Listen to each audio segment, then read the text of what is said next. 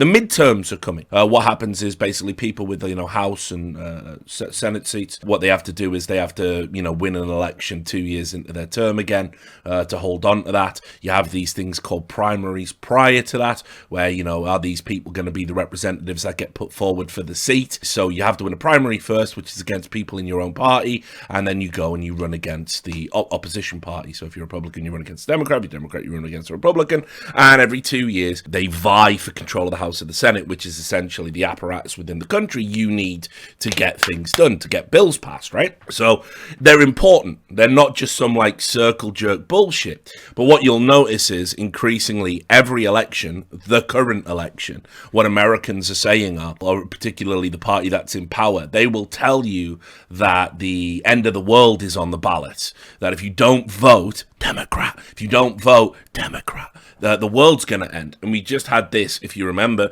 we had it in 2016, then Trump won, we had it in 2018, we had it in 2020, but it's going to be no different in 2022. I'm going to do a sort of midterm madness and sort of show you what the DNC is bringing to the table in the midterms at some point in the future, because I absolutely called it. I called it a year ago. You can go and watch the streams, go watch the political videos. What was always going to happen coming out of the pandemic, plus obviously public spending, plus certain Democrat policies that had inspired a lack of confidence in global markets and things like OPEC, the oil board. We were always likely to head into a recession. We're sort of overdue one as well, if you know anything about economics and how that's a cyclical occurrence, because the financial system is the biggest criminal conspiracy ever perpetrated on the human race. But we save that, we shelve that for another day.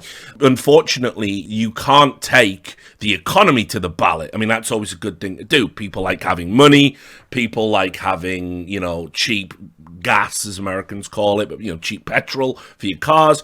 They like the cost of living to be cheaper. They like higher, interest rates for their savings. They want their pensions and 401ks to have a good return. This is what people want, at various strata. What they don't want is to be told, fuck you, suck it up, buttercup. Here's some grinding poverty. Here's a winter energy crisis because of strange policies applied to Russia and the Ukraine that isn't even globally consistent. Here's diminished relationships with oil-producing nations, so we can't even get cheap gas. Here's obviously supply line issues as a result of the pandemic, and now we're going to be passing the costs on to you. Here's shortages of essential stuff like the baby formula crisis in America. When you look at politics, the average voter looks at it through a very narrow lens, and that lens can be summarized as, has the party in power improved my lot? And if it hasn't, people have a tendency to vote for the other party irrespective. This is why you get cyclical pendulum swings in two-party systems. Two-party systems themselves are an absolute nonsense, because essentially it's like having, it's the illusion of choice. You've got a bunch of people that are not really all that different. Like, everyone tells you the political spectrum is far left, like socialism, communism, right? And then on the far right, fascism and totalitarianism, as if communism isn't just sort of a different flavor of the last one.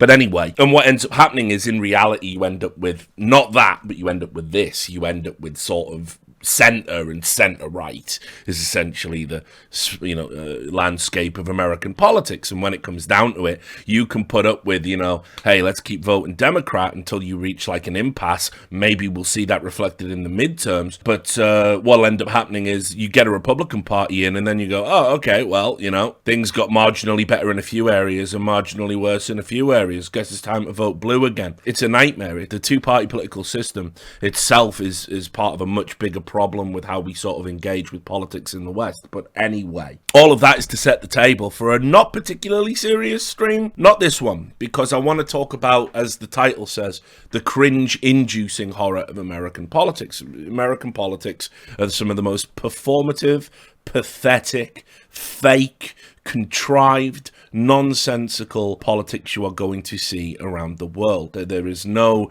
dignity in it. There is no gravitas in it. The days of the smart politician in a suit that can be a sort of great orator, not become mired in scandal and not be beholden to special interest groups and not court the media, that's all dead in America. I don't know, probably in the 50s, That was true. There was a legitimate argument you could make about some of the elected officials. A lot of them got shot, eh?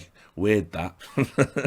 But anyway, it's just a nightmare. Imagine if you had a banana public on steroids, as I called it, being run by a fucking reality TV show. And now we're starting to really get into it. We're really starting to get into what American politics kind of is, especially now. I mean, listen, in my lifetime, it's got inarguably worse. You know, performative stuff in the 90s, for example, back when we had Slick Willie or Bill Clinton. Performative nonsense back then was, oh, here he is with a saxophone. He's down. He's cool. Let's vote for him. Yeah. And then, of course, obviously, when he got caught getting a blowjob in the Oval Office and doing some particularly unsavory things with cigars, he decided to bomb a fucking hospital in the Sudan on the grounds that it was definitely manufacturing chemical weapons or some other bullshit to try and distract from the fact he was headed for a potential impeachment. It doesn't matter which side that you're on, unfortunately. American politicians are all very much cut from the same cloth, bar one or two minor details, typically based around the peccadillos of the religious right. So let's start with some cringe. Let's get into it, because this is going to be just a broad thing about things you might have missed. This is before I'm going to get into a specific midterm race that I think illustrates how terrible American politics are right now. What we're going to do is we're going to have a look at some of the things you might have missed and over the course of this year, just to kind of get a feel and a flavour for where we're at with American politics. So I want to start by talking about CPAC. CPAC is obviously the conservative conference that they have once a year. Let me give you just a look at the type of people that rock up. You're going to see some incredible minds, some fine minds here. Obviously, you can see the big boy, Big Donny T, is in the house.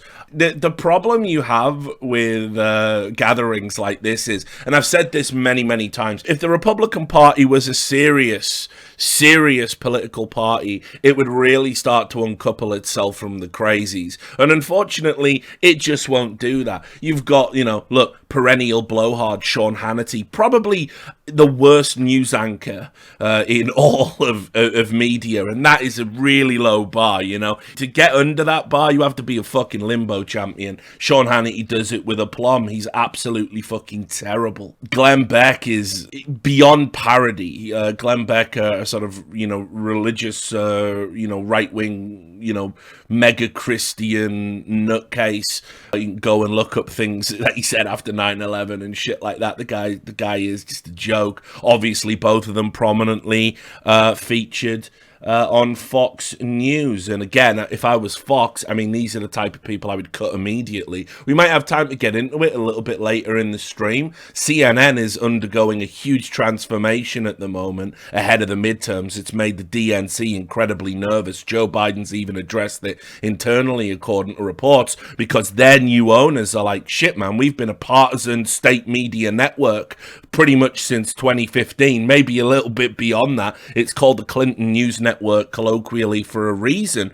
And they've cut a lot of the people who were guilty of some of their biggest sins. Brian Stelter got fired, the king of the potato people, rest in peace. And Brian Stelter immediately walked into an incredible swanky six-figure job at Harvard as a lecturer about dangers to democracy, without realizing the biggest danger to democracy is right there in the mirror, his fat fucking face, isn't it? Don't know if that'll be a topic for a lecture. But anyway, this is what you have to understand. They all look after their own. We're going to keep scrolling through the horror of CPAC. As I said, this is going to be semi-scripted, and I'm just going to give you some general political thoughts. I get asked about my political leanings all the time. I don't know why anyone would ever think I was right-wing, but whatever, let alone alt-right. The reality you've got with, the likes of Brian Stelter being able to walk into a job at Harvard, the reality about that is, back when Bush won his election and Bush got in power and there was all that drama about, was it Rob, the Florida recount, all of that stuff, the Democrats ultimately decided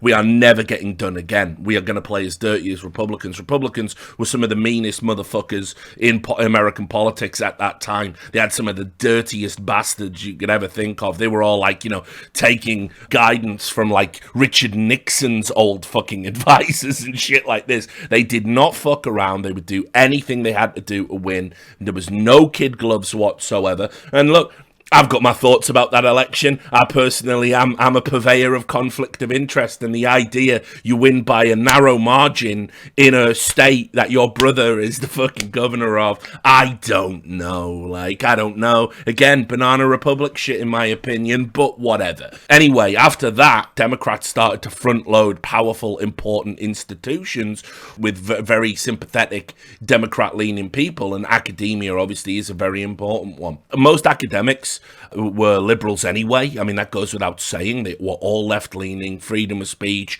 hippie peaceniks, coming out of the 60s. Obviously, the college movement was at the forefront of pushing back against the Vietnam War and other institutional atrocities. But now it's very much, almost there isn't an alternate. Conservatives don't get to speak at universities. When they do, there's always some performative protest. It's a very narrow lens, and this is by design. It's not an accident that these things have happened. And as the stakes, the imaginary stakes have ramped up, it's only got more and more ridiculous. So we're seeing the fruits of that tree from the year 2000, now. It's sort of crazy. Anyway, Republican speakers. Jim Jordan and Ted Cruz. I'm sure you've seen these guys on your timeline, right? Jim Jordan particularly has been teeing off about big tech, hasn't he?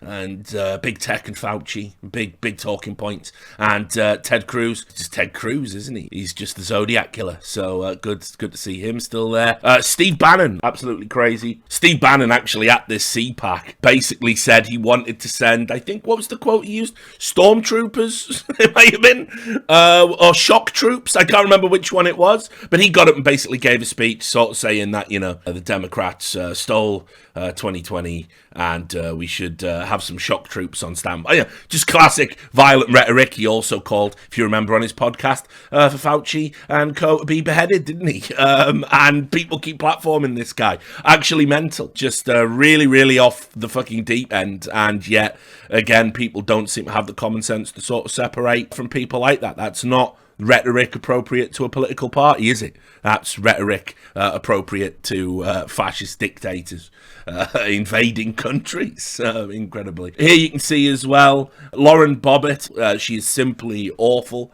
You may remember Lauren Bobbitt. She made a very inappropriate Islamophobic joke about a member of Congress and sort of has had numerous pops at the squad. Yet she made a joke about Ilhan Omar, implying that she might have a bomb. Incredible to think that wasn't disqualifying in some way. She's ghastly, absolutely ghastly, and another person that really needs to be cast out of the Republican Party if you want to be serious. We all know, of course, Ben Carson, a lot of we're getting down to the financial special interest groups. Obviously, Seth Dillon, he's come out, hasn't he? The Babylon Bee. We all like the Babylon Bee, don't we? Currently banned for a sort of ultimately low-hanging fruit, non-satirical, needless swipe at a trans member of the military, where they awarded them Man of the Year, despite that not being the gender they identify with. Seems a very silly hill to die on, completely needless. There are much bigger and more important sort of battles to be fought than pronouns. Again, just in my opinion. I look at the planet and see all the problems with it, and see how we're past the point of peak oil, and we've got real energy problems, pollution problems, climate change. We've got population issues, depending on where you live, overpopulation, and also drops in fertility and underpopulation. We've got a fractured political landscape. We've got authoritarians controlling the most important resources necessary for quality of life in the present, and of course we've got special interest groups permeated all throughout political parties of all different flavours all across the world. These issues, to me, see, someone in the chat just typed underpopulation isn't a problem. Well, you should tell that to Japan, because they certainly think it is. As I said, depends where you live. But anyway, listen, hey, I'm a doomer. I'm all about, let's thin the herd. I'm about that life, but that's not appropriate to every nation on planet Earth. Some people have some problems with population, and they're worried about how that's going to affect economically, because essentially, if you set up your social security and benefit schemes as what are, structured in a sort of triangular shape, i.e. more people have to come in to support the people that have already gone through the system, and you have an underpopulation problem, you're going to start having collapses. You're going to have to start denying people their pensions. You're going to get a lot of problems, financially, and it's going to affect the most vulnerable. It's going to affect the people that are at the, later end of their lives, not the ones who aren't being born, because they don't exist. So, anyway, who else have we got? Oh, Farage! Of course, the Republicans have embraced Nigel Farage. If you ever needed proof that all you need is a British accent to fool an American into thinking you're intelligent, it's Nigel Farage, the big rubber-faced racist. Now, he's got nothing to do with the Republican Party, but he was very warmly embraced around the Trump era because he was the guy that sort of kick-started the march to Brexit. And, he'll tell you he helped get it over the line. Certainly did by promulgating lies about the NHS. Hey, if we come out of Europe, we'll give, what was it? I can't even remember the number. Was it £140 million straight to the NHS? And of course, absolute nonsense. That's not how the money works at all. And then later had to admit that was a lie on the side of the bus. 300 million. There you go. 350 million, right? It's like a fucking auction. We're off to the races. Yeah, just absolute crazy. Just trash. Just a trash person, and now works as a news anchor on GB News, where I think he has, has he got a terrible show called something like A Pint of Information or something like that, and it's like Alan Partridge is real, and it's him drinking a pint of beer to show he's one of the lads. He's absolutely not one of the lads, never been one of the lads, is from an extremely wealthy background, went to private school, is not representative of the working class in Britain in any way, shape or form, despite the fact he talks like a right cunt. But yeah, he drinks a pint of beer, and someone else is invited to have a pint of beer, and they, it's always a conservative figure, isn't it? And they always talk about, oh, woe is us, isn't it terrible? Just a wanker, yeah, just the absolute, a child's drawing of a wanker. If you ask the kid to draw an absolute twat, he would accurately draw Nigel Farage. Just as another little aside, right? You can understand why he was sort of embraced by the right wing a little bit, because one of the reasons I always hated Nigel Farage is because when he was in UKIP. I don't know if you remember UKIP. Do you remember the UKIP? The UKIP was the UK Independence Party, because we have other parties in Britain. Americans are always kind of aghast at that, like, oh my god, another option. yeah. Well, UKIP was a terrible option, and anyway, he said that migrants with AIDS should be denied entry into Britain. That's what he said. If you've got HIV, you shouldn't be allowed to come into Britain. Now, you're going to say, wow, that's outrageous, because yes, to discriminate against someone on their HIV status, their private medical status, yes, that absolutely is an outrageous thing to say. Spoiler, that was actually policy in America, I think, until Obama's second term. Once the AIDS crisis began, and keep in mind, a Reagan spokesperson told assembled journalists that it was the big gay plague. That is a literal quote from a Ronald Reagan White House spokesperson, to which the assembled press laughed. They thought that was hilarious, and one of the things they did was you couldn't gain entrance into America if you disclosed your HIV status, and that was there until, like I say, the second term of Obama. So you can understand, I'm sure Republicans would love to bring that back. It's just, just one of those things. But yes, Nigel Farage, obviously a piece of shit, just a massive piece of shit. There's Matt Gaetz. You remember Matt Gaetz, don't you? Matt Gaetz. He's the one always trying to get in the limelight, isn't he? Remember when there was masking protocols in the White House? Matt Gaetz, didn't he? And he put on a World War II gas mask, didn't he? As people died in the streets because we didn't know what the fuck was going on. And he was like, listen, check me out in my gas mask, while people were being intubated and then being told they don't even get to see their loved ones before they die. Matt Gaetz was walking around in the house wearing a fucking gas mask like a cunt. So yeah, Matt Gaetz, another performative loser. Listen, a broken clock is right, twice a day. Occasionally he says something, and he go, oh yeah, Twitter is bad, and you go, yeah, it is, mate. Yeah, you got that one. You nailed that one. Anyway, you might remember Kimberly Guilfoyle. I think she's on Fox now. She was one of the Trump advisors that used to come out and say things like, no, he loves women. He really, really does. He loves women. He loves to pay them. He loves to pay them off after he's had sex with them. Specifically, David Harris Jr., one of those guys who I think his grift is, I used to be a Democrat and now I'm Republican, pay me money, and of course everyone does, because the only thing that's even akin in American politics to Resistance Incorporated, which is just absolute losers with no ideas, who basically got famous for hating Donald Trump, many of them seriously deranged. There'll be plenty of that in a moment, don't worry, I'm not just going to be dunking on Republicans, but I think that's the right-wing equivalent of that. Why I couldn't stand with the Democrats anymore. They'd gone too far. Obviously, yeah, Amanda Head, everyone laughing in the chat about that. Yeah, Jesse Kelly, you've seen him, haven't you? You've seen him. This is where it gets just weird. Papa John, listed as Papa John. Put it this way, never let it be said that American politics is in any way serious.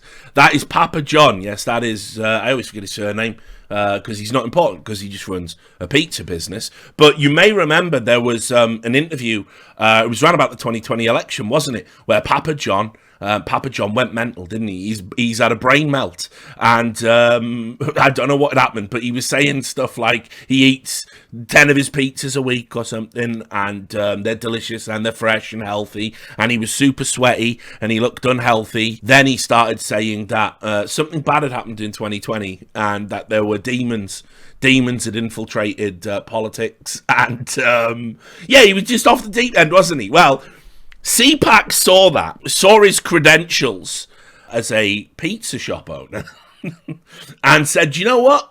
You should be given a microphone and allowed to talk about American politics. And they went to put his name down and he said, Papa John. Papa.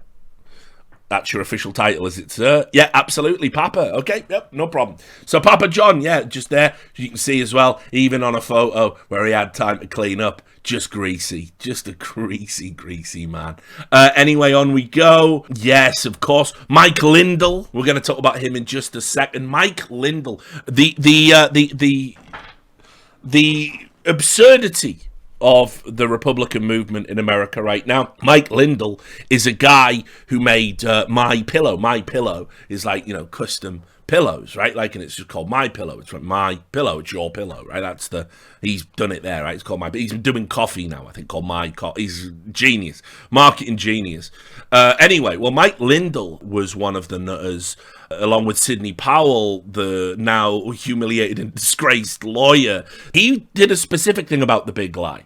You see, you could sort of say, oh yeah, they did change the rules around mail-in ballots, didn't they? And that might have played to Democrats' strengths and voting patterns and data and given Biden the bump he needs to get over the line. That, along with practices such as ballot harvesting and things like that, which isn't even illegal in some states, and a coordinated and motivated Democrat base. That's why, it kind of went against projections and stuff like that. You could say that, and that's quite a sober and interesting take. Unfortunately, what Mike Lindell decided was on 2020, Dominion voting machines had been rigged to deliver votes exclusively to Biden. This is when Sidney Powell said she had evidence of this and was going to release the Kraken being multiple lawsuits against her, which she lost to the tune of hundreds of millions of dollars, and I'm sure potential bankruptcy. Great Kraken, love it. Anyway, but Mike Lindell he's been going around the world telling everybody, listen,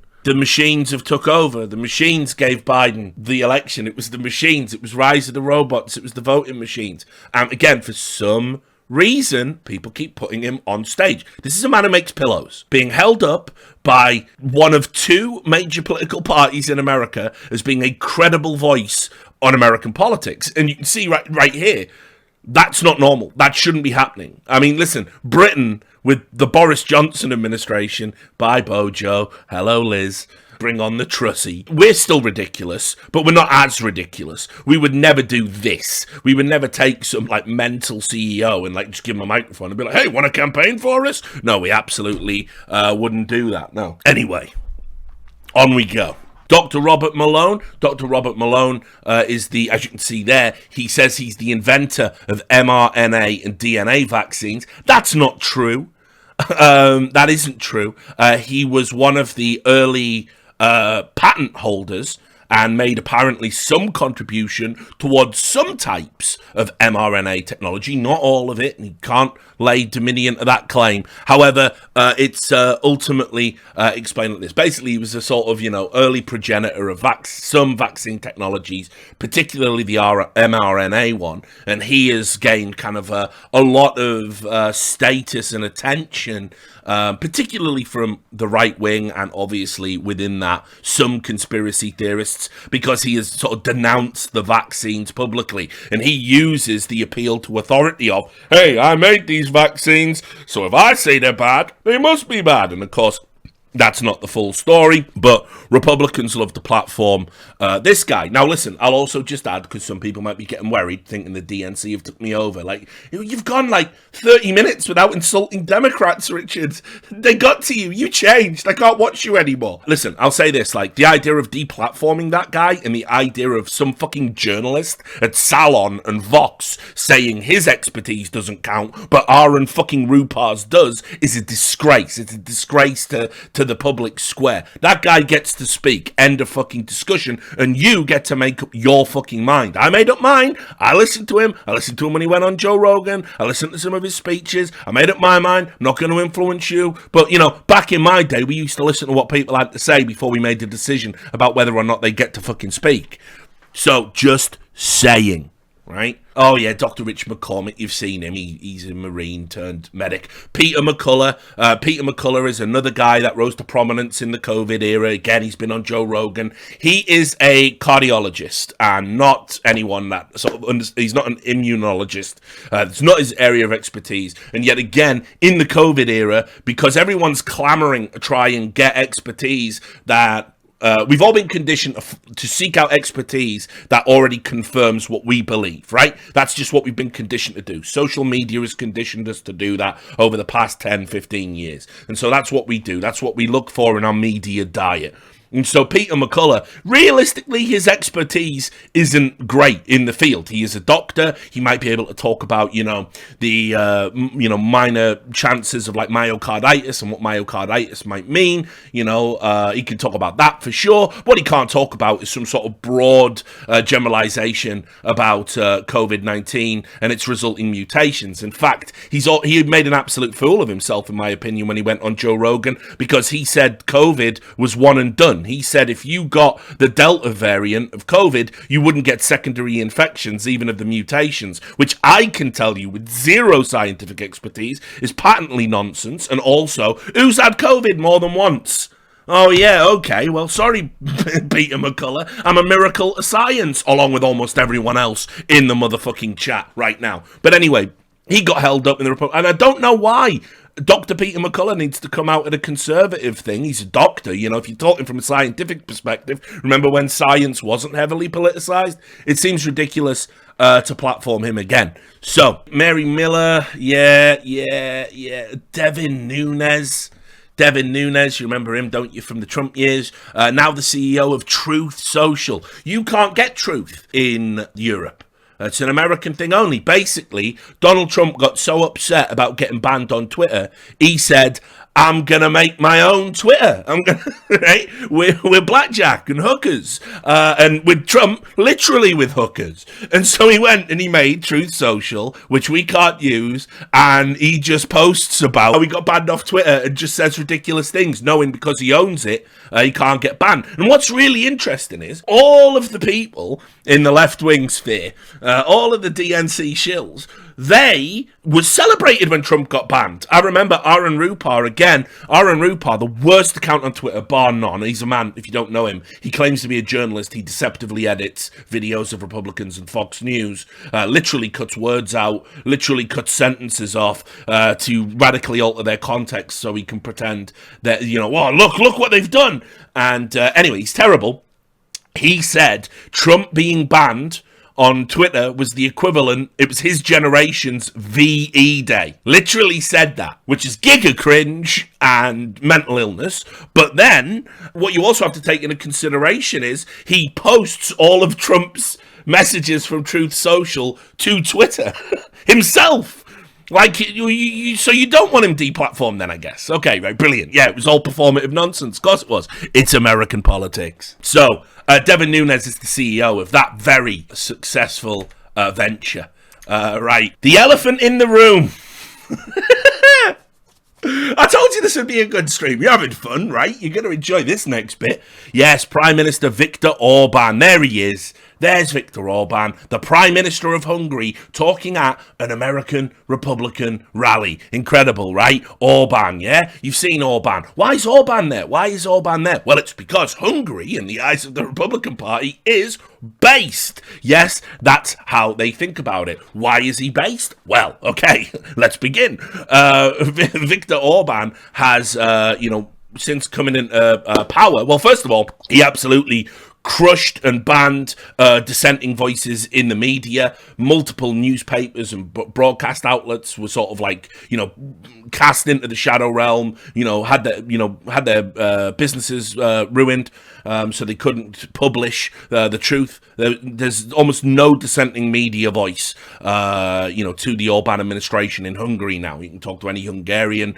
Actually, it's kind of weird. I've never met a Hungarian online that supports Orban, and yet he apparently enjoys all this glowing, praise and support domestically. It's like kind of super weird. But anyway, he obviously as well, on top of that, he's a border closer. The Hungarian border is one of the strictest borders probably in that part of the world. It's he has turned away, and anyone and everyone, and he absolutely has said, publicly, yeah, we have to do this. It's to preserve a country. But then you see, it's not just to say, oh, we need borders or we're not a country anymore. You can go back and forth on that argument. He specifically said it was to, preserve the Hungarian race. We're going to get to that in just a second. Yeah, that's a bit weird, isn't it? That's a bit weird. We don't want immigrants coming in because it might dilute the Hungarian race. Yeah, okay, all right, not a problem. I'll show you proof of that in a second. Also, he's a family traditionalist, isn't he? He wants you to get married and have kids, doesn't like gay people or any sort of, deviation from Christian, married with 2 kids, all praying to God every day. What was also classic was while he was doing all of this posturing, one of Orban's leading allies turned out to be a closet homosexual, right? And he got caught in a gay orgy. So there it is. Hang on. Oh, it's transparent. You can see there. From Orban Alley to orgy scandal, downfall of the Fidesz founder. There he is. Joseph Sziaszia was a close ally of the Hungarian Prime Minister on journey. What does that say there? Sorry. On journey from dissident to right-wing populist. And yeah, he got caught in a gay orgy, didn't he? And Orban didn't like that very much at all, because that kind of undercut the message of being like a traditional family guy, wasn't it? Anyway, on top of that as well, he's very staunchly, populist. Calls out, special interest groups, rejects sort of corporatism, except the corporatism that serves his interest. And anyway, here is where it sort of was the timing was a bit weird, because CPAC was in August, right? So think about linear time, and the problem was Orban went and gave a speech in July before CPAC, which caused outrage. It was referred to as a pure Nazi speech. Well, come on, we know what lefties are like, right? Sometimes lefties, they just call everyone a Nazi. What did he say? Hungary's Prime Minister Viktor Orban has been accused of Nazi rhetoric by his own entourage after he spoke out over the weekend against creating people of mixed race. Surely he didn't say that. He wouldn't, no world leader would say that. Right? Yeah, let's go on. One of the Prime Minister's longtime advisors, sociologist Shuzga Hegedus, on Tuesday handed in a resignation letter in which she described Orban's words as worthy of Goebbels, a reference to the Nazi politician who served as propagandist under Adolf Hitler. In the letter seen by Hungarian magazine HVG, Hegedus, whose parents were Hungarian Holocaust survivors, called the speech a pure Nazi text. That you are able to deliver an openly racist speech would not occur to me even in a nightmare. The international community referred to it as stupid and dangerous. The foreign minister for fellow EU member Romania said Orban's ideas were unacceptable. But let's get to the quote itself. Orban, who delivered the speech on Saturday in Romania, said the international left, the liberals, the shitlibs, in Western Europe, employs a feint and ideological ruse. Their claim, this is Orban speaking, that Europe by its very nature is populated by peoples of mixed race. We do not want to become peoples of mixed race, he said. He then also seemed to allude to the gas chambers of the German Nazi regime when criticising Brussels' plan to reduce European gas demand by 15%. The government spokesperson played down Orban's statement, saying it had been misinterpreted by those who clearly don't understand the difference between the mixing of different ethnic groups that all originate in the Judeo-Christian cultural sphere and the mixing of peoples from different civilizations. Oh, right, so in other words, yeah, you're still saying race mixing bad. Okay, no problem. That's totally fine. You've cleared that one right up. Now, despite this scandal having taken place in July, the right wing, they love Orban. It's crazy to me because, like, the optics of this are simply terrible from a political standpoint. They went to Hungary. Tucker Carlson did a special where he went to Hungary for a week. Fox News, hello, good evening, and welcome to Tucker Carlson Tonight, coming live out of Hungary. And of course, he interviewed Viktor Orban there, where he didn't say that. He didn't say, race mixing bad. He just said some other stuff about, strong borders and blah, blah, blah, blah, blah. I know, Viktor Orban seems to me to be the kind of person you would absolutely want to distance yourself from if you didn't want to get called a racist. But, hey, he's based. The right wing love him, and there he is at CPAC. Incredible scenes. I think that's the end of the crazy. Well, I mean, they're all crazy, aren't they? But, Jack Posobiec, who has somehow been allowed to morph into being a journalist now, a very popular one. I had a terrifying day. I think I was getting cancelled for something I'd done. I can't remember what it was. It might have been the time all the journalists grouped up and colluded against me because they found an old blog post which contained extracts from a fictional novel I wrote. There's a video about that on YouTube. You can go check it out. And anyway, I got a DM from Jack Posobiec saying, how can I help? Because he thought the lefties were coming for me, but they weren't. Well, they were, but I don't, you got to be careful about who you ally yourself with. In fact, let me just prove this to you, because I always get worried that people say, Richard, your life is so fantastical. It has to be a lie. But here it is. There it is. that happened to me. That was the thing. And of course, naturally, I didn't reply because I didn't want any help. Especially from someone that used to post 1488 all over the internet and really lean into the whole alt-right thing. Something inexplicably he just seems to be able to absolve himself of. Now, obviously, he's got friends in the intel community. He has released some scoops of information and stuff like that. But ultimately, for me, he's somebody, again, that has such a dubious past that's never been explained, let alone atoned for, that it's just like, if you're a serious political party, you distance yourself from people like that. Just a thought. But yeah, I was very culture war adjacent back in the day. Remember, former Breitbart alumni.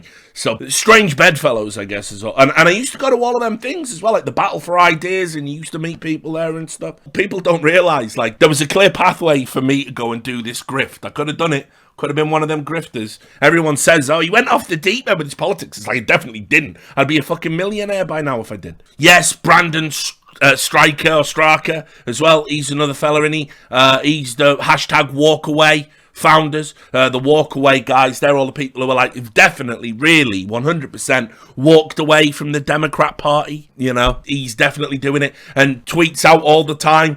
Went to this small town where Democrats always win. And now look at us. Now look at what we're doing. We've converted all of these people. The Democrat Party's just not going to win. Now, my God, we're going to talk about this abomination. Marjorie Taylor Greene. Can't stand this woman. Absolutely can't stand her. I mean, I'll say this. She was in the headlines recently because she got swatted by totally real Kiwi Farms people. Definitely wasn't Kiwi Farms at all. I can certainly tell you who it was. It's so patently obvious. But, you know, they wanted to ramp up the pressure to get that forum shut down. You know, what I think's sort of hilarious is AOC has a guy like, you know, say she's got a thick ass or whatever it was on the steps of, you know, Congress, and people lose their fucking mind and say, look at these attacks here. Marjorie Taylor Greene gets swatted 2 times. It doesn't even make the news, really. It's barely a ripple. You know, imagine if it was reversed, the coverage would have looked very different. But she's awful. She's simply awful. She's just horrible. She said some absolutely unbelievable things. We'll come to that in a second. Conspiracy theorist, you know, up the ass, you know, maximum conspiracies. Loves that. Very, you know, xenophobic, Islamophobic things she said. Just awful. Just like an awful person. Just a lunatic. And again, platformed by the Republican Party. And people have voted for her. I mean, she is a legitimate political figure for some reason. That in itself is the problem, right? But we are going to talk about her in a bit. Who else? Is there anyone else? I mean, you can see just a meeting of minds. It was a meeting of minds. Now let's have a quick look at some of the highlights from CPAC, just to show you how unbelievably cringe it was. Obviously, we already talked about Mike Lindell. Mike Lindell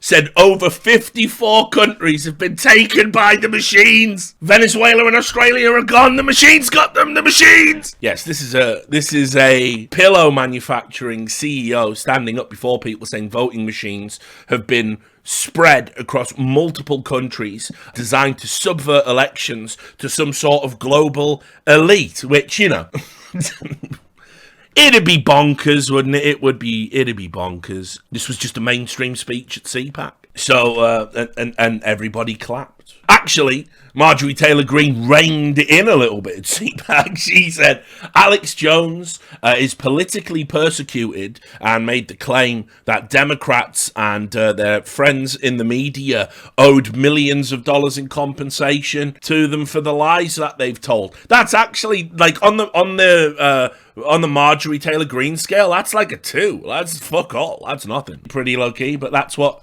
she was jabbering on about. There was some performance art at CPAC, right? Get ready for this one. You could walk past the cell.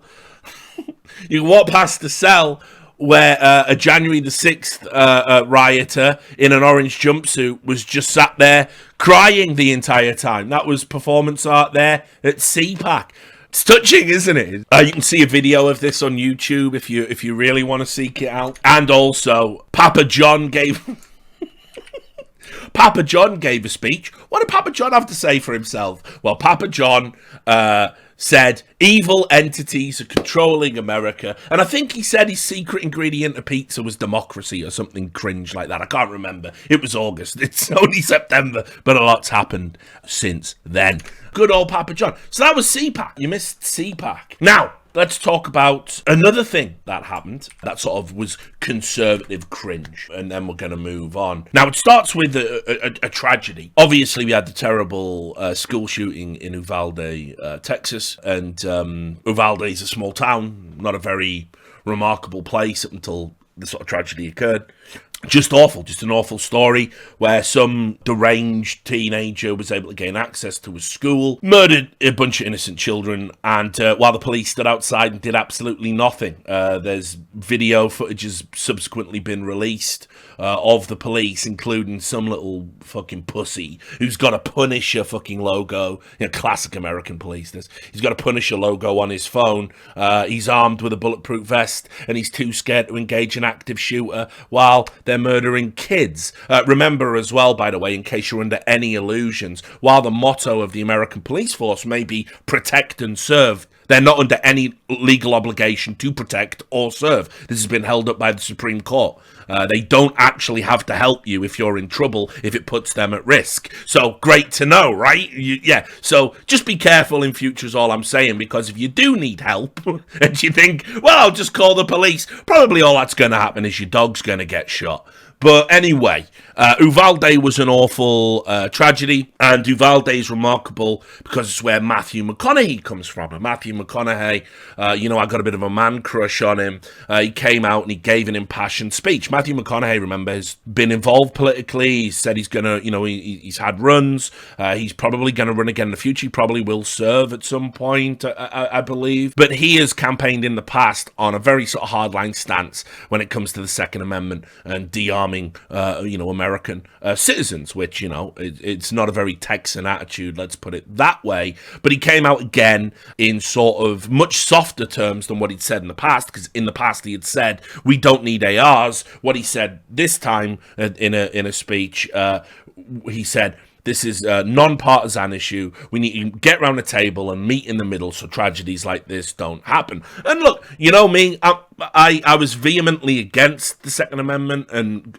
gun ownership of that. I lived in America. I talked to Americans. I absorbed American culture. For me now, it's like if you disarm citizens, the genie's already out the bottle. You've had decades of unfettered access to weapons. The weapons in the hands of the bad people and all the ones with the, serial numbers filed off, they don't suddenly go away if you stop law-abiding citizens from having them. America's got this very unique problem along with everything else that's going on. So, I'll say, yeah, we need to get around a table and sort of have a chat about it, don't we? Maybe the law's not working in the way that it should, and tragedies like this happening, I don't want them to become cost of doing business. There's a mass shooting every weekend, and that's just how we have to live. Maybe it could happen in your town, maybe it could be your family, but hey, freedom, that's the price, eh? Yeah, that's not going to chime with me. I didn't like it when Sadiq Khan said bombs blowing up and terrorist attacks was the price of living in a big city. I don't think there has to be a price. I think actually you can do things to mitigate human threat. But anyway, Matthew McConaughey gave this speech,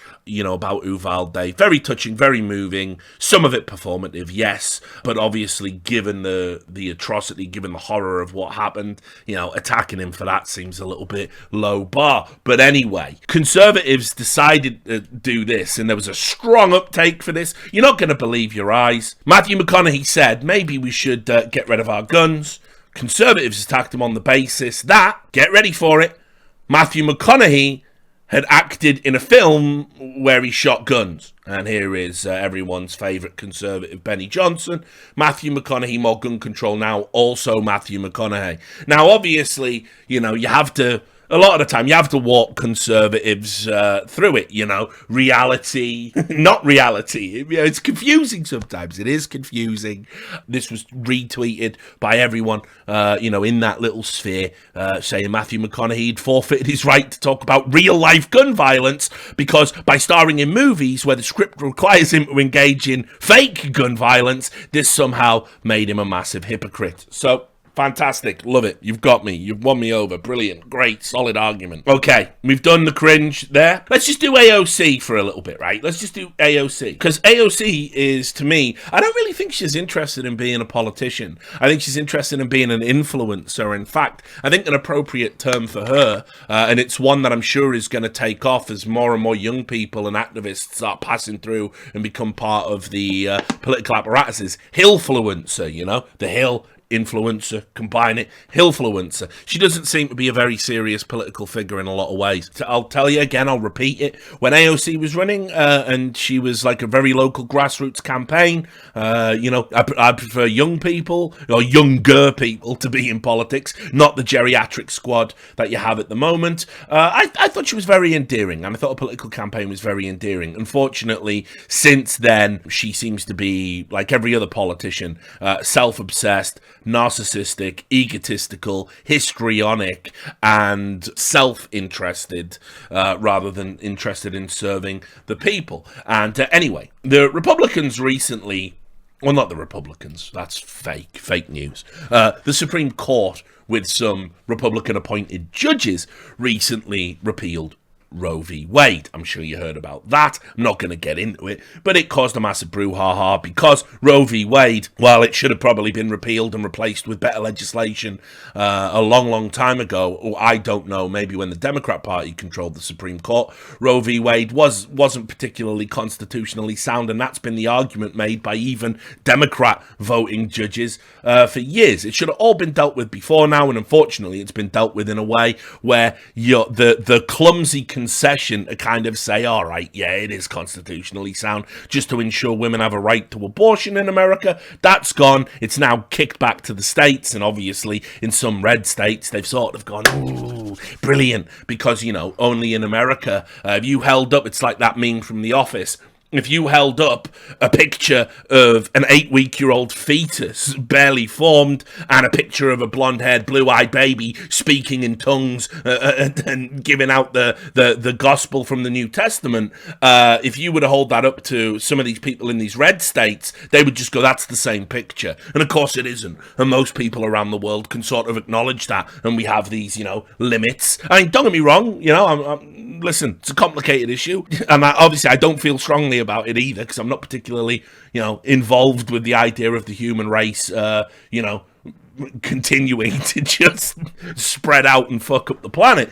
But, you know, I'm a bit of an anti-natalist, I suppose. But obviously, I like people to have the choice, and I like people to have personal freedoms. So I didn't like this, and I don't know why the Supreme Court did it now and put it on the ballot, because obviously that's going to energize the Democrat base. But anyway, as a result of this, obviously there was multiple protests about it, because yes, people felt that it had a fundamental right taken away from them. People protest when you take away their rights, and so AOC and Ilhan Omar decided that they would join the protests, and you ended up with this happening, where you may remember back in 2016, I was talking about how people at Berkeley were asking for performative arrests. Basically, what happened was AOC went down. Hang on, I'll get the picture of it. So there it was, and she was down there with the protests, and the police escorted her away because she was in some sort of minor violation, some sort of breach of the peace violation, and anyway, they walked her away, to which she put her arms behind her back, like this, to make it appear as if she'd been handcuffed for the camera, and of course, she hadn't been handcuffed. Incredibly, no, that isn't Siraj in the background there. I'm sure he would have liked it to be. And, you know, walking away with a smug smile. She knew it was going to get attention. She probably planned this all out, because politicians are this cynical in America. She, you know, absolutely went there to probably get into this kind of incident with police. I think it was a $75 fine, if memory serves me right. I can't even remember what the upshot was. But of course, she got called out by all the right-wing people saying, oh, look, she's faking being handcuffed. And she knew that would get that reaction. And then, let me just show you. Yeah, you can see here in the reply to a tweet, she said, no faking here. Putting your hands behind your back is a best practice while detained, handcuffed or not, to avoid escalating charges like resisting arrest. But given how you lied about a fellow rape survivor for points, as you put it to me, I don't expect else much from you. That was in response to some right-wing journalist, maybe at the New York Post, can't remember the specifics of it. But anyway, obviously, yes, absolute nonsense and just more performative stuff. As I said, AOC's future, you can take this to the bank. AOC is not, once she gets tired of politics and has used it for everything, she's going to go on to be an activist influencer. She'll end up working for a big media company. She'll get absorbed into something like MSNBC, who recently hired Jen Psaki or something like that. She'll be very, very successful at doing it. She ticks all of the boxes and understands the political system. She'll also, you know, have made a significant amount of contacts. Anyway, let's fast forward to this, because obviously just the other day,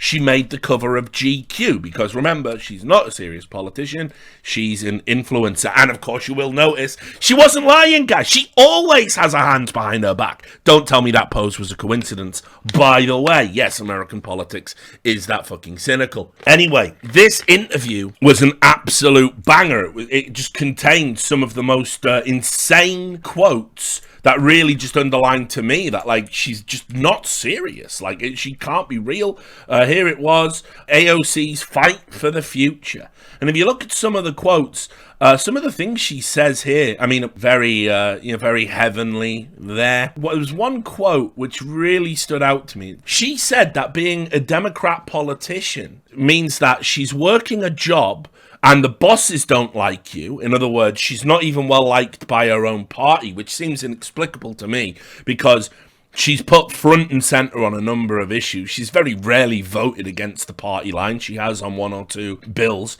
And then she says, and the competing company is trying to kill you. Yes, she actually says in this interview, she has a fear of political assassination because she's just that important. It's absolutely crazy. And I can't process that. I can't process how you could believe that. It's so insane. Keep in mind, she also lied during the January 6th riots, which, of course, remember, it was a coup, it was a coup, it was a coup, it was an insurrection, it was a coup. They've stopped saying coup, you'll notice. It's just an insurrection now. They've downgraded it, almost as if, it was never a coup for a fucking second and didn't have any of the hallmarks of a coup. But anyway, they were saying that she said she feared for her life, and she wasn't even in the building. She said she thought someone was going to come and kidnap her and kill her. Wasn't even in the building, wasn't there. So I don't know, she's just a weird cat. But as I said, people lap this up. You're going to see AOC probably on a Twitch stream this November as well. She'll probably be playing Among Us. No, that's not popular anymore, is it? What game will she be playing? Who knows? But she will be playing some games and hanging out with, Hassan or someone to convince you to vote Democrat, even though she's saying in this interview the Democrat Party has tried to unseat her. I don't know. Maybe go join Andrew Yang's third party. Maybe that's an idea. You and Yang must have some overlap. But anyway, that'll be coming out soon. So yeah, enjoy that. What else have we got? Oh, by the way, remember when I said about that Lauren Bobbitt thing? What she said about Ilhan Omar? Here we go. So the other night on the House floor was not my first Jihad Squad moment. So I was getting into an elevator with one of my staffers. And he and I we're leaving the Capitol, we're going back to my office, and we get in the elevator, and I see a Capitol police officer running hurriedly to the elevator. I see fret all over his face, and he's reaching, and I'm like, what? The door's shutting, I can't open it. What's happening? I look to my left, and there she is, Ilhan Omar. And I said, well, she doesn't have a backpack. We should be fine. So there you go. That's Lauren Bobbitt. By the way, these comments calling another political, another member of a political party a suicide bomber because she is a Muslim, this apparently isn't disqualifying to the Republican Party. She's out there. She's campaigning. It's absolute madness. It's absolute insanity. This person, again, I can only tell you what would happen in Britain. She would absolutely have to resign, and she would have no political life ever again, as it should be. How can you trust somebody who says something like that to serve the interest of American Muslims? You absolutely can't. So again, this is what I mean. The Republican Party, to me, is not a serious party when you allow people like this to sort of have the floor. There was also the time, keep in mind, Marjorie Taylor Greene, she likes to talk all the time about politics. She's got a great political mind, right? Well, what about this? This was the time she confused the word gazpacho, which is a tomato soup traditionally served cold, with the word Gestapo, meaning the Nazi secret police. Which is the DC gulag, but now we have Nancy Pelosi's gazpacho police spying on members of Congress, spying on the legislative work that we do, spying on our staff, and spying on American citizens that want to come talk to their representatives. This government has turned into something it was never meant to be, and it's time to make it end. So, yes, a lady who can't tell the difference between a secret police force and delicious cold soup.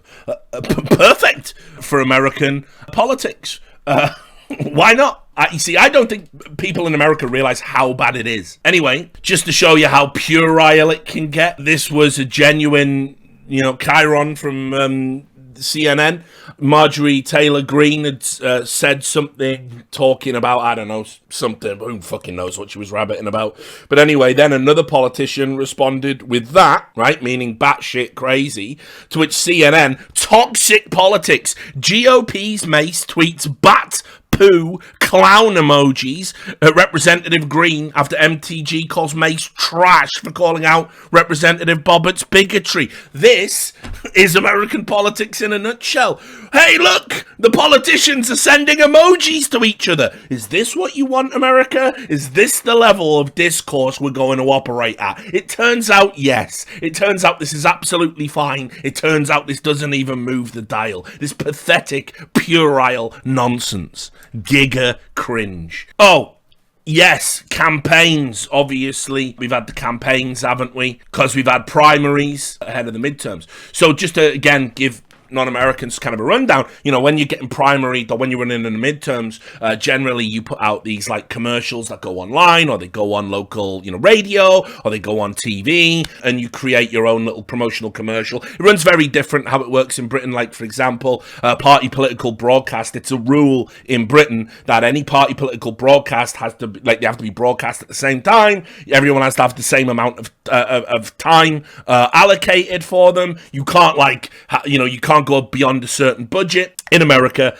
they have these things called PACs, which is like political activist committee, and they basically fund, you know, commercials, and they fund everything, you know, for all the promotional aspects for the candidate of their choice, and they raise money. They do it usually with public money, or, you know, people, you know, businesses throw money into a PAC, and they create these commercials. Now, some of these local adverts promoting local politicians and people running in primaries and running in the midterm, they are some of the most insane shit you'll ever see. And I saw one of the most insane ones I've ever seen in the history of American politics. It is absolutely the craziest one I've ever seen. Just absolutely mad. Here it is. And needless to say, it was for a Republican, yes. Democrats like to say that no one needs an AR-15 for self-defense, that no one could possibly need all 30 rounds. But when this rifle is the only thing standing between your family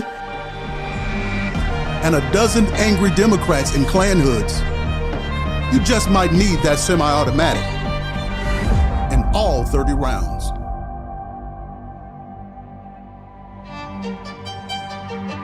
Someone running for Congress there. Yeah, oh yeah. Now, listen, hilarious, also wildly inappropriate, and if you go back and watch that commercial, you will notice that one of the people in the hoods is black. So obviously couldn't get 12 white actors to really sell it as being a real thing. 6.5 million views there, and of course everyone in the replies, great video, based, got my vote. American politics in a nutshell, ladies and gentlemen. That is absolutely fucking crazy. Oh, what else happened? Laura Loomer was out. She's a nutcase. Remember her? You remember how she pretended she had a tire slashed, and then it was just they weren't slashed, they were just old and like in real bad shape. She seems to have at least been cast out by the Republican Party. She's an absolute crazy person. This is Laura Loomer basically doing a Leonardo DiCaprio, saying, I'm not leaving, I'm not conceding. Because I'm a winner, and the reality is our Republican Party is broken to its core. What we have done tonight has really honestly shocked the nation. We have further exposed the corruption within our own feckless, cowardly Republican Party. And that is exactly the reason why, right, I decided to run against a rhino Republican, Daniel Webster. Do you not think Daniel Webster? Yeah. So, yep, you know, as if anybody would rig a primary. That's a deep joke. WikiLeaks homies get it. Right, anyway, Laura Loomer at least lost her fucking primary. Fantastic. Bit of Democrat cringe now. This one, bit bizarre. This is Nikki Fried, I think it's pronounced. She basically got up and gave a speech saying how she had inspired all women everywhere by losing. by losing her primary. And I know that every little girl that I met on this campaign trail, every little girl, I gave them something to look up to, something to look forward to. And I know that we are not going to stop fighting. I have been a champion and a fighter for the people of our state my entire life.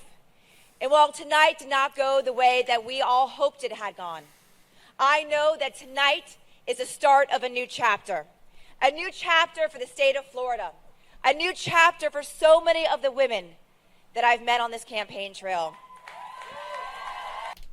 Now, just for future reference, if you want to look up to someone, winners are a good start. Whether you're a woman, a man, non-binary, doesn't matter. Whoever you are, if you want to aspire to be somebody, my general advice is go with the winners. They generally are the better choice to emulate. Then, let's just throw this in as well for the level of discourse we're at right now. Not a politician, but Sam Harris, of course, recently did tip the hat, didn't he? He did tip it. He did say, basically, what everyone was thinking, you know, as the cringe thing they all say is, he's saying the quiet part out loud. Can people just stop talking in fucking cliches, please? Can we just have, like, normal conversations? Anyway, Sam Harris was sort of part of that, I don't know. He was considered an intellectual, then when it became bad to, like, speak your mind, around about 2015, when there was a huge sort of pendulum swing in what constituted free speech, free thought, the ability to express yourselves, a radically changing internet landscape, Sam Harris became part of what they called the intellectual dark web. The intellectual dark web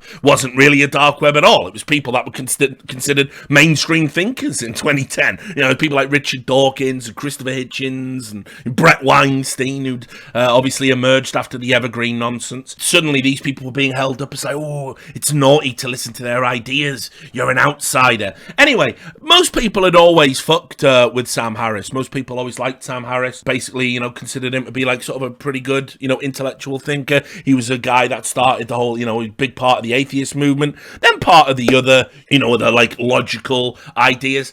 When Donald Trump won the election, Sam Harris lost his goddamn mind. He absolutely lost his box and suffered from the very real disease, which you will remember, of course. We were one of the early uptakers of the term. If you go back and look at the early Richard Lewis's show, which, by the way, Sam's always saying, like, fucking Albert, always talking about politics, fucking Albert, right? But back then, we helped sort of spread the term Trump derangement syndrome. I believe in it. I believe it's a very real disease. It's not like, for me, it's not just some, like, little insult, little bomb mot to throw around. It seemed to be that the full court press of media and social media telling you every day it's the apocalypse, Orange Man bad, he's a Nazi, apocalypse, he's a Nazi, he's gonna end the world, he's uniquely dangerous, he said this, oh, that was wrong, it was a lie, sorry, but he did this, oh, no, that was wrong, it was a lie, nobody's doing this, and that was wrong, and that was a lie, and he did it, and just all of that just broke people's brains, and some people never came back from that. They never came back from that. And Sam Harris, unfortunately, was one of those people. Sam Harris, you can talk to him about a range of topics, and he's incredibly informed and incredibly intellectual. You talk to him about Trump, box gone. And unfortunately, recently, perfectly segueing in what the midterm push is actually all about in American politics, that basically the Democrats are like, have we got any policies that ordinary people can fuck with? You know, not like student debt relief, $1 trillion spend on an anti-inflation bill that's actually more about renewable energy than it has anything to do with inflation, forced conversion to electric cars. Have we got anything real, people? You know, can we create some jobs? No? Okay, well, we'll tell everyone MAGA Republicans are a fascist uprising within our own nation. We'll just do that, yeah, and hope that mobilizes people. And thanks for the assist, Republican Supreme Court justices with the Roe v. Wade thing. Interestingly enough, as we'll get to when I do that video, if you go and look this up, they say MAGA Republicans are an existential threat to the country, and yet the DNC themselves, this is absolutely true because it's how American politics works, they are funding MAGA Republican races. Absolutely true. So the MAGA Republicans win in the primaries because they believe they'll have a better chance of beating them in the midterms. That's absolutely true. They're spending millions on getting MAGA Republicans elected. It's insane. But we'll talk about that on another day. And by the way, you'll notice that your favorite political streamers on Twitch and YouTube, I can name like one or two who even talk about shit that in depth. They just go, well, you're blue, we vote for them. Like, it's so surface level, the political analysis that goes on for, you know, the generation that's getting primed for their first votes. Anyway, let's get to the next bit, and that is Sam Harris. Sam Harris basically saying what everybody secretly wants to say. I mean, Hunter Biden, at that point, Hunter Biden literally could have had the corpses of children in his basement. I would not have cared, right? It's like, there's nothing. First of all, it's Hunter Biden, right? It's not Joe Biden, but even if whatever scope of Joe Biden's corruption is, like if we could just go down that rabbit hole endlessly, and understand that he's getting kickbacks from Hunter Biden's deals in Ukraine or wherever else, right? Or China. It is infinitesimal compared to the corruption we know Trump is involved in. It's like a firefly to the sun, right? I mean, like there's just, it doesn't even stack up against Trump University, right? Trump University as a story is worse than anything that could be in Hunter Biden's laptop, in my view, right? Now, that doesn't answer the people who say it's still completely unfair to not have looked at the laptop in a timely way and to have shut down the New York Post's Twitter account. Like that's just a conspiracy. That's a left-wing conspiracy to deny the presidency to Donald Trump. Absolutely, it was. Absolutely, right? But I think it was warranted. Right. And again, it's a coin toss as to whether or not Sam, I'm sorry. That particular piece I'm really sorry. I was the one that said we should move on, but you've just said something I really struggle with there, which is the kids in the basement? The kids in the basement. I'm interested in democracy. You're saying you are content with a left-wing conspiracy to prevent somebody being democratically re-elected as president. Well, no, I'm content. Well, but the thing is, it's just not left-wing, right? So Liz Cheney is not left-wing. Right, Liz Cheney is doing everything in her power. You're content with a conspiracy to prevent somebody being democratically elected. But there's nothing conspiracy. It's not. It was a conspiracy out in the open. But it doesn't matter if it was. It doesn't matter what part's conspiracy, what part's out in the open. I mean, I think it's like if people get together and talk about what should we do about this phenomenon. If it's like if there was an asteroid hurtling toward Earth, and we got in a room together with all of our friends and had a conversation about what we could do to deflect its course, right? Is that a conspiracy? Is that a conspiracy? Well, yes. So, apart from the fact he's just compared Donald Trump to a life-destroying asteroid hitting the surface of Earth. I mean, there's just so many unbelievable things there. Obviously it begins with him saying he wouldn't care if the son of a sitting president had dead children in his basement, which I get was a hyperbolic statement, so I'm not going to dial up the outrage there. He was trying to make a point. But listen, I'll tell you a story. When the Hunter Biden laptop scandal dropped, I did a live stream talking about it. It got turned into a video. It's got a picture of, I think, Joe Biden, like an old man with a life alert saying, "Help me, I can't get up," or something, in the thumbnail. And that came off the back of me doing a video about AOC called Gamers Are Democrats Now, because remember, we were Russian agents, Gamergators, Putin shills, Trump supporters, and then obviously when the election came around and they needed votes, hey, fellow kids, and indeed, I've got her in that Steve Buscemi pose with the skateboard. Anyway, those back-to-back videos cost me about 2,000, 3,000 subscribers. People immediately got rid of them, downvoted them, disliked them.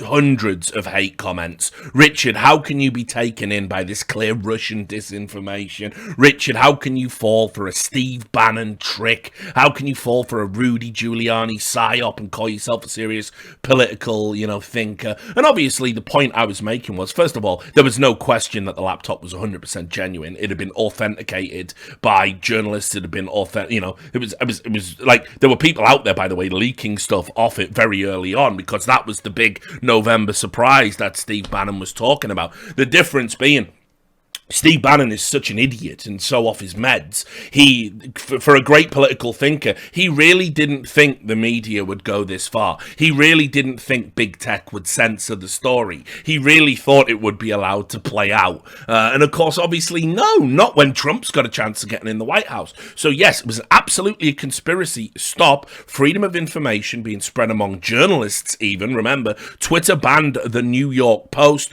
They banned journalists from other publications for sharing the information, saying it was hacked materials. Spoiler, if a crackhead leaves a laptop at a shop and then it gets impounded essentially by political, that is not hacked. That is not hacked. That is no more hacked than if I leave my phone on a fucking bus and it doesn't have a PIN code and you read my text messages. You haven't hacked me. I lost my fucking shit. They pretended it was hack policies. Facebook removed it as well, citing it was disinformation. Zucker came out recently, didn't he, and said, oh, the FBI told us it was like disinformation and to be wary about it, so we removed it. And so anyway, the point of all of this, and like I said, we will revisit this for the MAGA Republican special. The point of all of this is, People actually don't mind that it was a conspiracy. Even people who might speak out about the DNC from time to time, might say we believe in freedom of speech, might say they want the free press, might criticize the media for supporting one political party and essentially operating as state media,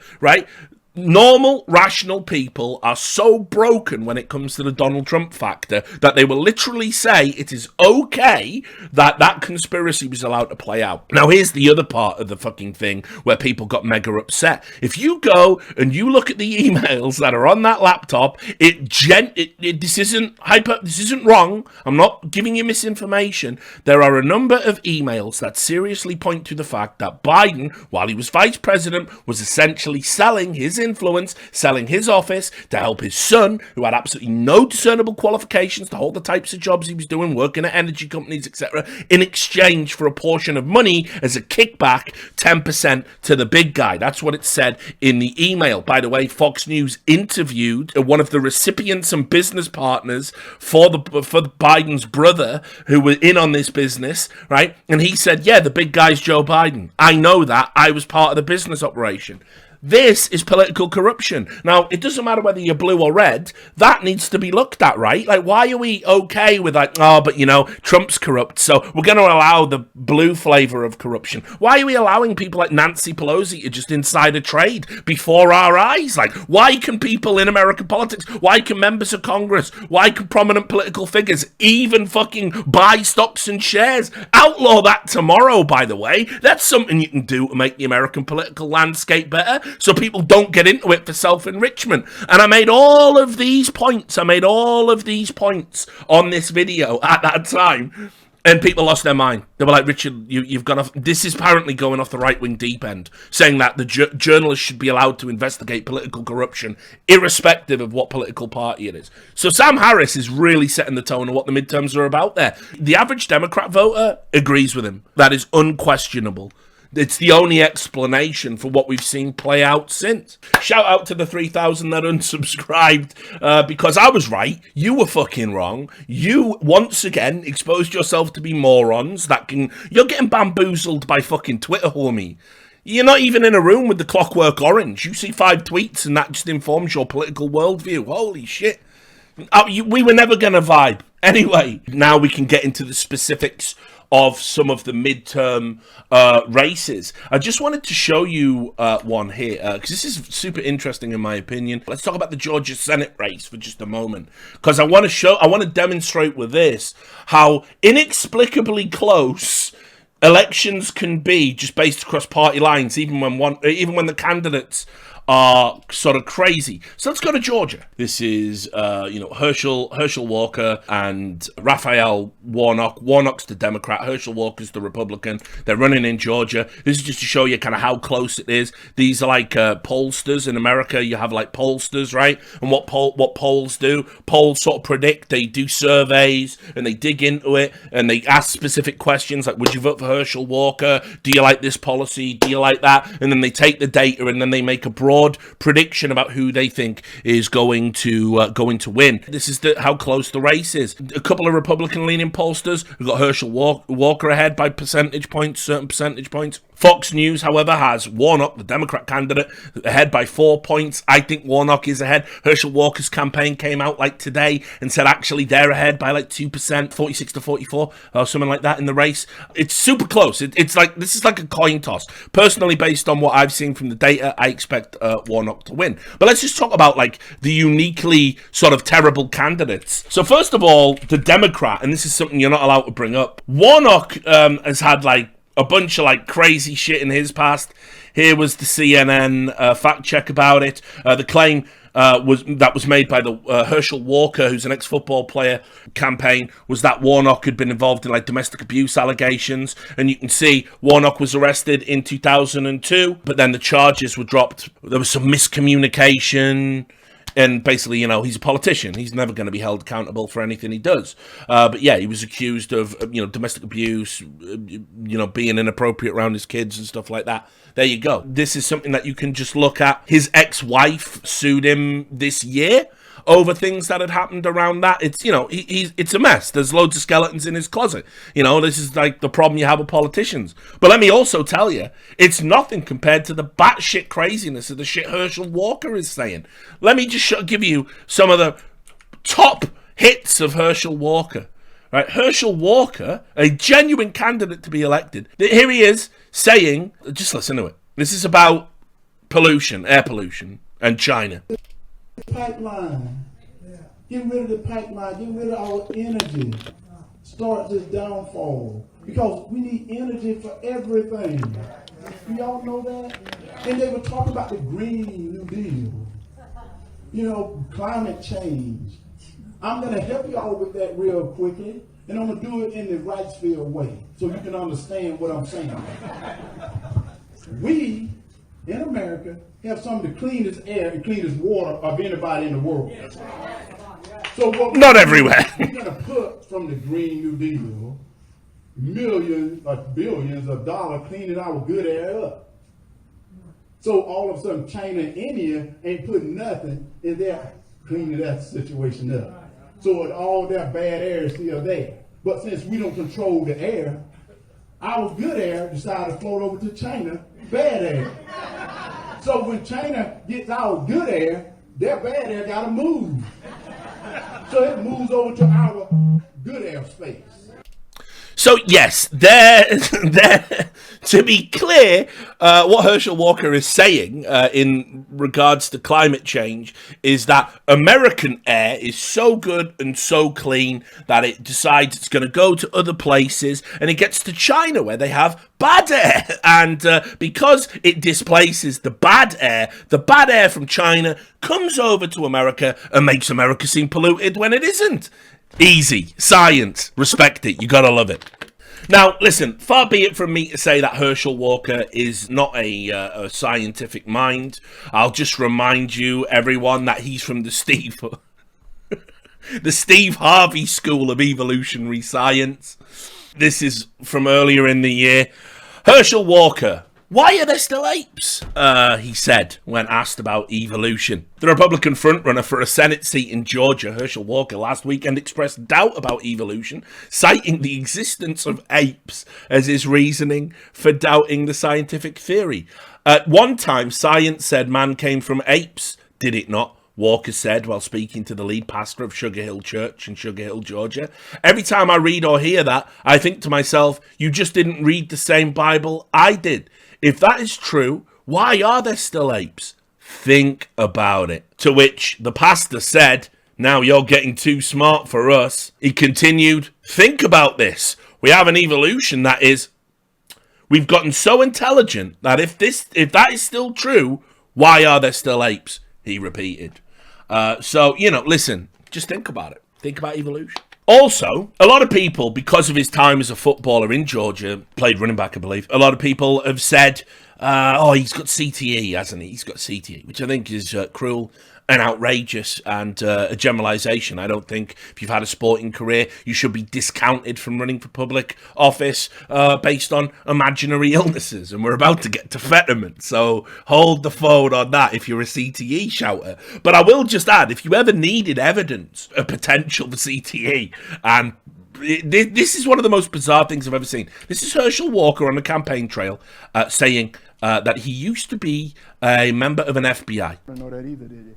I spent time at Quantico at the FBI training school. Y'all didn't know I was an agent. I probably shouldn't tell y'all that. Y'all don't care. But anyway, yeah, I've been in law enforcement. So I grabbed my gun. I said, I will kill him. Herschel Walker won the Heisman Trophy. I'm going to kill him. I got in David, one of my men.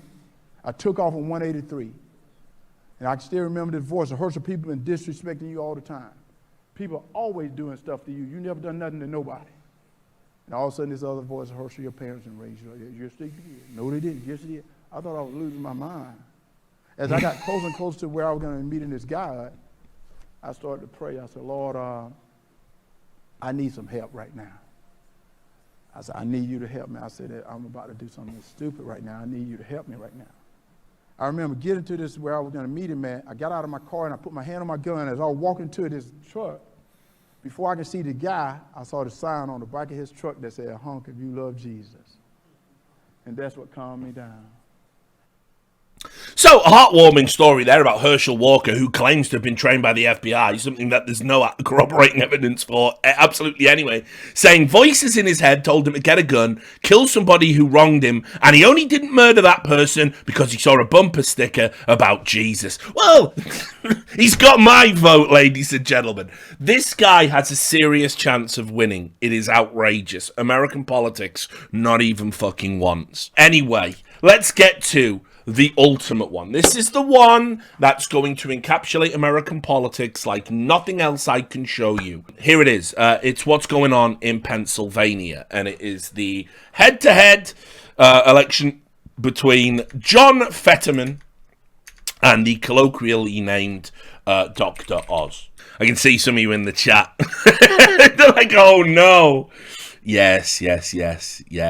So first of all, I'll just tell you who the candidates are, and I'll do this in as unbiased a fashion as possible. Everyone's favourite, definitely not corrupted encyclopedia, WikiLeaks. You can see here, this here is John Fetterman. He served as the 34th Lieutenant Governor of Pennsylvania since 2019. He's a member of the Democrat Party. He previously served as Mayor of Braddock from 2006 to 2019. He's a Democrat nominee for the 2022 Senate. And look, you can see some of his policies here, just to give you an idea. He does have policies down here. We scroll. Political positions, because this is important. So, abortion rights. At a debate, Fetterman said, that's between a woman and a doctor. And if asked if any exceptions exist, he said, certainly not for me or any politician to say. We settled this decades ago. People trying to repeal it, bad.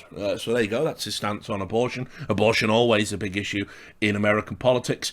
Criminal justice reform. He wants special clemency and rehabilitation for prisoners. That's a good policy, isn't it? Yeah, America has the highest percentage of population currently incarcerated in the world, almost as if it was somehow tied to the private prison complex and private businesses that essentially get to pay those prisoners 8 cents an hour for labour, which they all have to spend to get ramen cups. Brilliant. Love it. Love that. Environmental issues. He said fracking is an environmental abomination. He's anti-fracking, which is kind of weird down in Pennsylvania. It doesn't necessarily chime with everybody, but there you go. He definitely wants to get rid of the filibuster, which, again, it's crazy because filibuster's a relic of Jim Crow now. Democrats used to love the filibuster back in Obama and said that Republicans trying to get rid of it was bad. He wants restrictions on guns. He wants Medicare for all and says that healthcare is a fundamental human right. He wants to legalize marijuana. He believes the minimum wage should be $15 an hour. He's pro-police, though. He's not an ACAB guy. He opposes defunding the police, which, by the way, the DNC and Joe Biden are now pretending they never said defund the police, and it was actually Republicans that said it after years, of course, of them saying it to mobilize their base ahead of 2020. He wants to implement a wealth tax, and he is very, very pro-union. So, listen, you know what? On the surface, type of dude that would get my vote, right? Yeah, all of those policies. We'll get to that, because I'll just show you one of his little campaign ads here, so you get a feel and a flavour for the guy. Back in 2006, they wanted to run a 4-lane interstate through a black or brown community that was already suffering historically high asthma rates. I called it environmentally racist policy. And I was the only elected official in Western Pennsylvania to oppose this.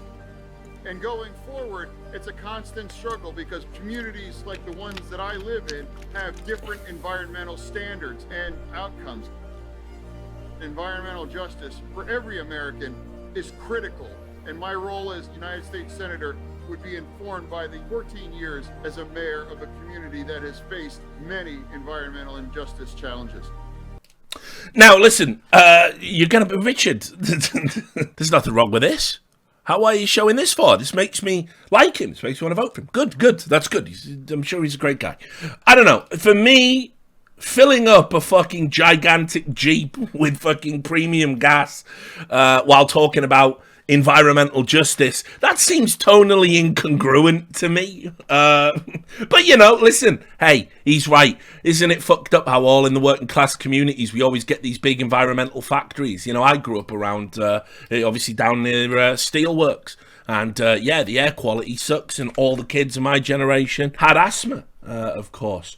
Now, he also was on Twitter talking about how much it costs to fill up his Hummer. He's got 2 vehicles, none of which are particularly environmentally friendly, and sort of criticising the Biden administration for the price of gas, criticising oil and gas companies. Whatever. That's not the real issue with John Fetterman. The real issue with John Fetterman and why you might be a little bit wary about him as a candidate is he has a sort of weird fucked up scandal in the past where in 2013, seemingly apropos of nothing, he pulled a shotgun on an innocent black man because he thought he heard gunshots in the neighborhood. What? That sounds a bit racist. Yeah, it does, doesn't it?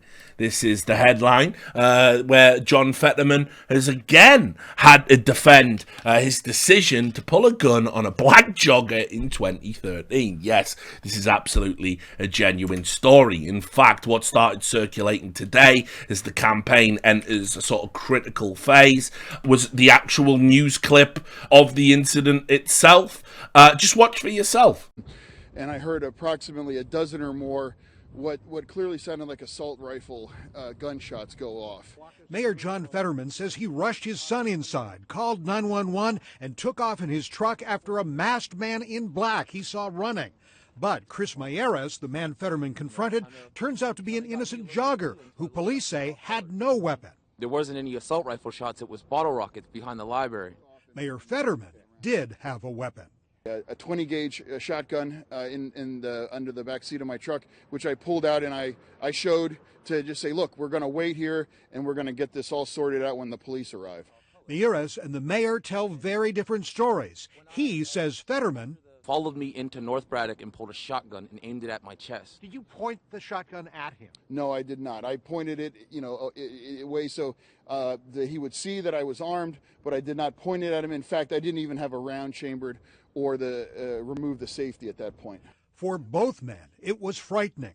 North Braddock's police chief says his officers tell him the shotgun incident was over when they arrived. Mayeras says that's not true. The police tried to laugh it off.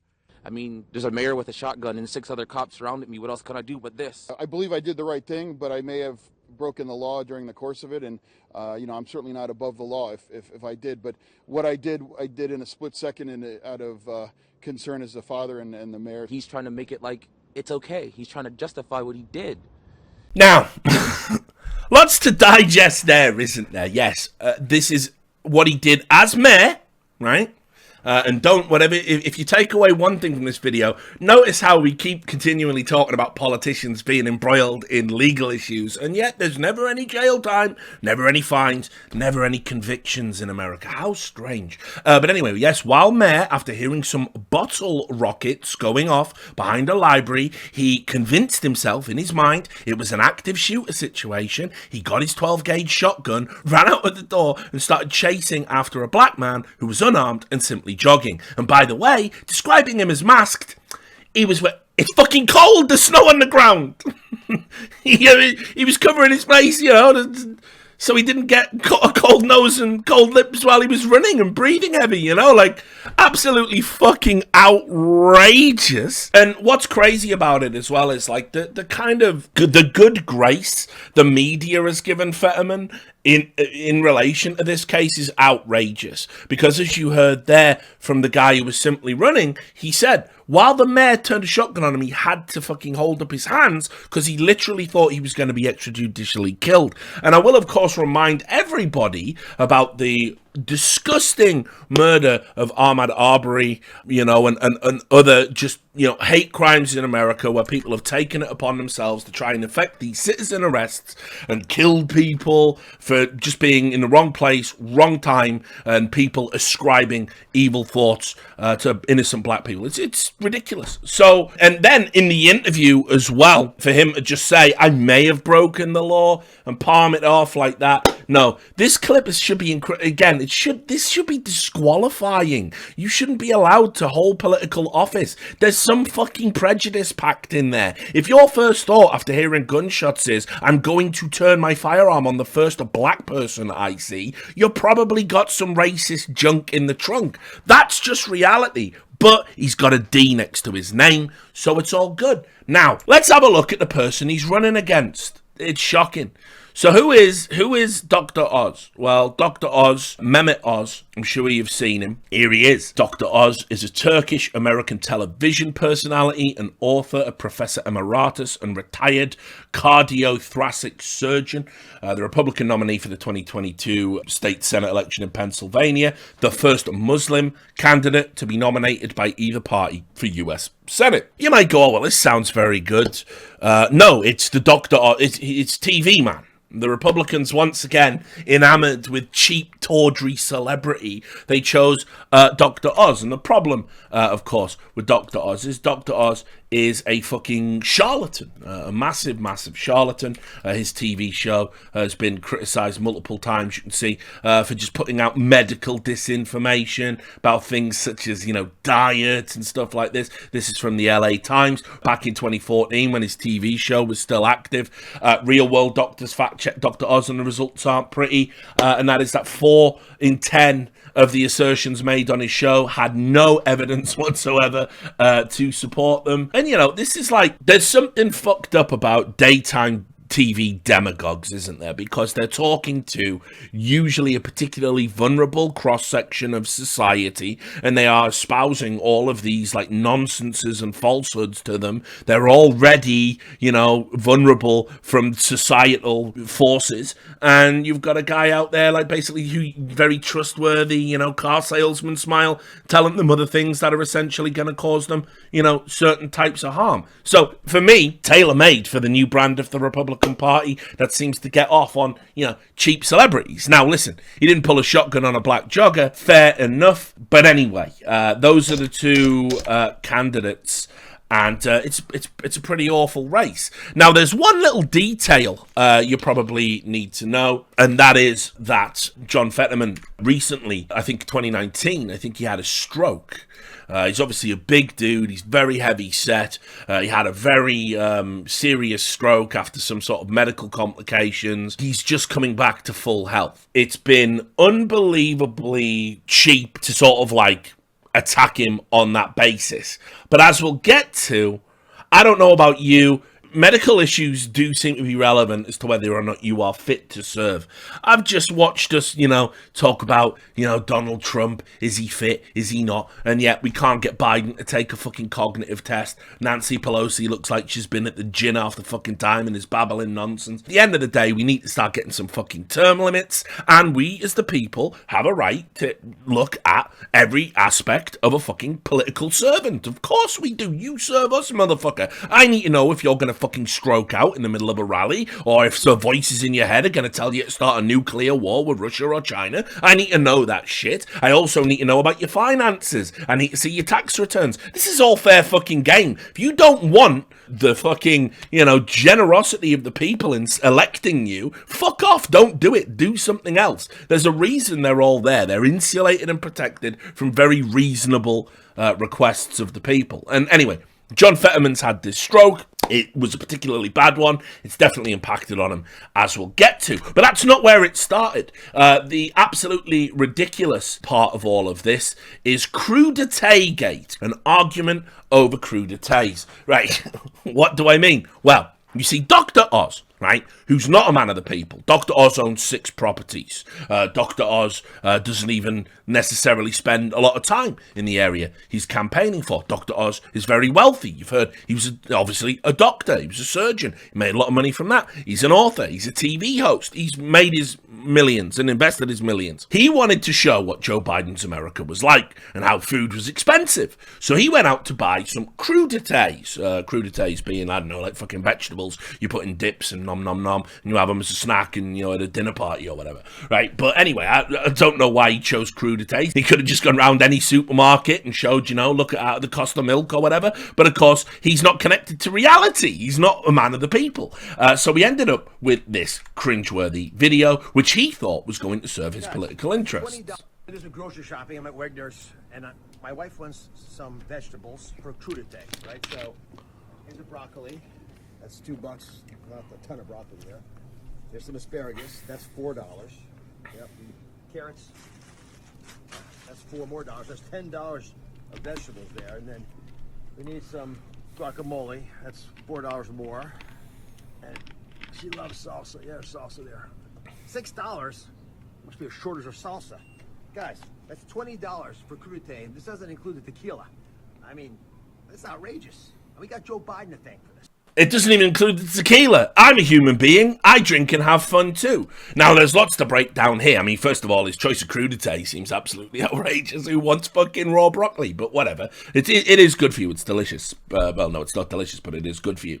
Anyway, he also basically mixed up two different types of supermarket and made like a spoonerism or a conjoined word out of it. Obviously, he said he was in Wegner's. Now, there's no such chain store as Wegner's. There is Wegmans and Redner's, and so he combined the two because, again, this is performative American political theatre. He doesn't really go to the supermarket. In fact, he probably just orders somebody to do it for him and bring him, you know, a weekly grocery delivery, puts it on the list. I'm sure he's got people to handle the mundanities of human life. That's what happens when you ascend into the 1%. So yes, it was fucking embarrassing. And yet, rather than just sort of let it lie and look, isn't he an idiot? There was a response from the Fetterman campaign. Crudité Gate was a very real thing. Here's what Fetterman had to say about Dr. Oz's attempt to buy crudité. Veggie tray. And if this looks anything other than a veggie tray to you, then I am not your candidate. And I'm serious, Dr. Oz doesn't even know the name of the grocery store that he's in. Can you make a donation, any amount, to help me send him packing? Yeah, he should have bought a fucking veggie tray, apparently, said Fetterman, which, you know, fair enough. Might have saved some money on it. That was a big campaign highlight for Fetterman. That was considered an easy win. That was considered, hey, can you donate to me, please? Will you give me some money? Because we're going to send that guy packing. He doesn't even know how to shop. He's not like us. Now, of course, on top of this, the idea that he wasn't a man of the people, it was being pushed in the mainstream media as well. You know, all the friends, all the usual DNC operatives came out. You can see here, this was another little talking point. Dr. Oz said, I've got 2 houses. He was asked how many houses and he owned, specifically on the campaign rally, and he said he had 2 houses. The Daily Beast swooped on it and said, he's actually got 10 properties. He's got 10. But the thing is, you can see here, this is the video. Pleasure to meet you. I'll meet you as well. I wanted to ask you real quickly, how many houses do you own? Well, I legitimately, I own 2 houses, but one of them we're building on. The other ones I rent. Right, and one of them is the one that you married your wife in, correctly? Yes, actually, yeah, I'm renting that from my mother-in-law. We're building a house next to it. Oh, gotcha. That's very cool. Thank you very much. You're welcome. This was a weird sort of attempt at a gotcha, but they didn't ask the question correctly. By the way, when you run for office, all of these things have to be disclosed. You have to disclose what your assets are, what you own, all of this stuff. They specifically asked houses, and he said, I got 2 houses. I rent one to my mother-in-law, I've got the other family house that I live in. But then they go, look, he owns 10 properties. And you can see here, it's like he owns a mansion, but the mansion, it's not a domicile, it's like private thing. He owns like a 7,000 square foot country house, Pennsylvania, residential real estate, Manhattan condo. And so it was this bit of linguistic trickery. They thought he caught him out. Obviously, what Dr. Oz is doing there is he's trying to downplay his millionaire, billionaire, you know, super wealthy status, but if you're going to ask a specific question, you're going to get a specific answer. You can see as well, if you want to check this out, like it was already pre-disclosed. It shouldn't be a surprise to anyone. It shouldn't be a big story. You can go online and get financial disclosures, and you can go and see it. It'll list all of the properties, all of the money, where his income comes, all of this shit. It's all publicly available information for political candidates to campaign. You don't need to get somebody in a crowd posing as a fucking member of the public to ask him a fucking gotcha question so you can attack him on behalf of the Fetterman campaign. It's all there. Anyway, Dr. Oz was so upset about the crudité gate, he said something so sort of unspeakably vile, which is another aspect of American politics that's absolutely outrageous. There's no decorum to it anymore, is there? There's no propriety. He said something so unbelievably vile that it's hard to believe he's a real person. You see, he got so upset about his crudité video making him look like an idiot. He ended up saying that if John Fetterman had eaten vegetables, maybe he wouldn't have had a stroke. That's what Dr. Oz said. That is a doctor, by the way, someone who's meant to be empathetic towards people, somebody who's meant to, swore the Hippocratic Oath, and so made fun of him having a stroke. I'll read you the story here from The Guardian. John Fetterman, the Democratic candidate for U.S. Senate in Pennsylvania, might not have had a stroke if he had ever eaten a vegetable in his life, an aide to the Republican candidate Mehmet Oz said on Tuesday in a strikingly nasty moment in an already bitter contest. Fetterman, 53, and current lieutenant governor, is 6'8", once weighed more than 400 pounds, according to the Pittsburgh Tribune Review, reporting in 2018 he changed the way he ate, he cut out grains and sugar, and started walking around and dropped about 10 to 12 pounds a month, getting down to 270, and then Fetterman suffered a stroke in May and has returned to the campaign trail. Now, keep in mind, obviously, Dr. Oz, as we pointed out earlier, he promoted quack diet pills that had all sorts of things linked to them. This is the type of dude that's just out there saying shit like this. Now, Fetterman obviously got a bit of a layup with this one. He got a layup first with crudité gate, right? Didn't he? He got a win there. Then he got a win for this, because that's an unspeakably cruel thing for a campaign to say. He said, I had a stroke, I survived it, I'm truly so grateful to still be here today. I know politics can be nasty, but even then, I could never imagine ridiculing someone for their health challenges, which again, is a perfectly fair thing to say. Dr. Oz, mad out of pocket there. But, unfortunately, the situation with that stroke is now really costing him down the backslide of the campaign as we get to the actual, nitty-gritty of the voting. Because, unfortunately, he's not 100% healthy.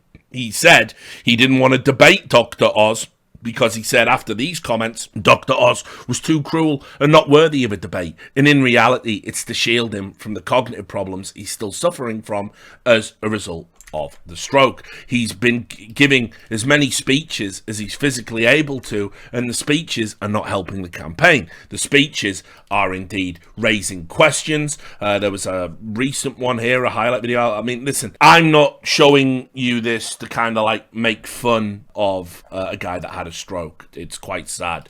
A doctor in your life making fun of it, making light of it, or telling you that you're not fit to be served. Can you describe a stroke and what's happened? So I use the example. So pretend I want to go to Wegmans.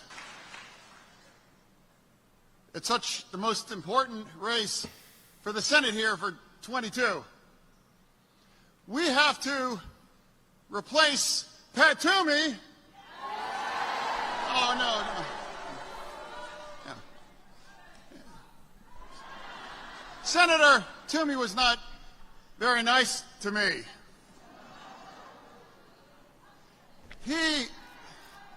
Pat Toomey is a miracle. He had a chance to match me up again. Abortion is the ballot now in November. Tough watch. There are numerous videos like this. When I say there's no dignity in American politics, think about this. A person who, for the sake of party needs, because he is the front runner, is having to continue to push through when he should be at home with his feet up, getting his speech back.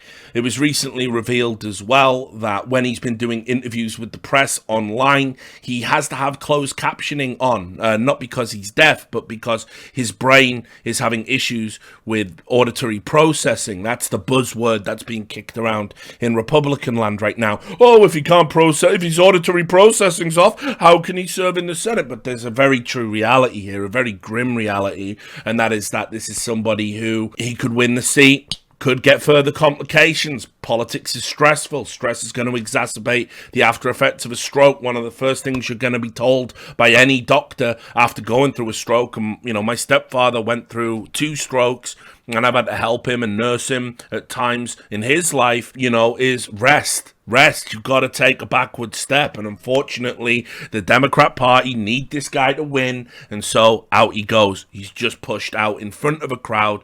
And it's sad. It's sad. I mean, put it this way. It should tell you everything that he is somebody talking openly about having a stroke, and he's still more coherent than Joe Biden. But joking aside, this is somebody should put a stop to this for him. He's a human being, for fuck's sake. You can laugh at him and, you know, poke fun or whatever. We can talk about the jogging incident. You know, it's outrageous that he's even allowed to have a political life after someone like this. But again, should this be disqualifying? And unfortunately, what started happening is, as these things have manifested more and more and more down the campaign trail, even the usual suspects that would be supporting this guy are asking questions about his suitability. There's a number of op-eds now. The Washington Post headline said John Fetterman isn't fit and he has to prove it. If he can't prove it via debate, then he should drop out of the race. That's where the Washington Post is at. And this didn't help either. As of today, there was a photograph of what appears to be some sort of unsightly bulge on his neck, which has raised more questions about the nature of his health. It's tough. It's tough. The problem you've got on top of this is, again, remember, I broadly support most of his policies, even though I think he's an awful candidate and shouldn't be allowed to run. The problem you've got now is, of course, all of these health issues, because nobody bit the bullet back in the day and got a better candidate forward because there wasn't stronger people running in the primaries. Now Dr. Oz is going to be able to seize upon this, question his fitness, and use all the political trickery that he needs to do. And just a reminder about, like, Dr. Oz, you know, he's talked a lot about fucking freedoms, talked a lot about how he's broadly, you know, like, listen, we're sick of the Democrats and the masking restrictions and blah, blah, and obviously he's a medical guy, so everybody fucking loves all that shit. But this is a guy who said he wanted to ban smokers from having jobs. I don't think you ought to hire smokers. I know it's hard to do. 21 states in this country allow private companies not to hire smokers, 29 don't. I appreciate you've all been through this and this conversation. It is, from my perspective, indefensible for us to spend 15% more money at the same time letting people hurt themselves. We have to be smarter than this. You know, for every complex solution or rather every complex problem is an easy solution, it's usually wrong. In this case, we actually have a solution that's going to be complex but will work, which is to find out ways of making it at least legal in every one of the states in America for employers not to have to hire a smoker. And if it's messaged right, I care about you, I'm here for you, I'll pay for your smoking cessation, I want to hire you, but I can't do it if you're doing this, I think that message will actually resonate, as opposed to the finger-wagging fear that many have. For me, you know, listen, something's got to get you. Smoking's not great. Smoking's a massive burden on any form of national health service, which, by the way, America doesn't even fucking have. So that argument falls by the wayside pretty quickly. And yeah, it's better for you if you don't smoke. But equally, everyone's got to have a vice.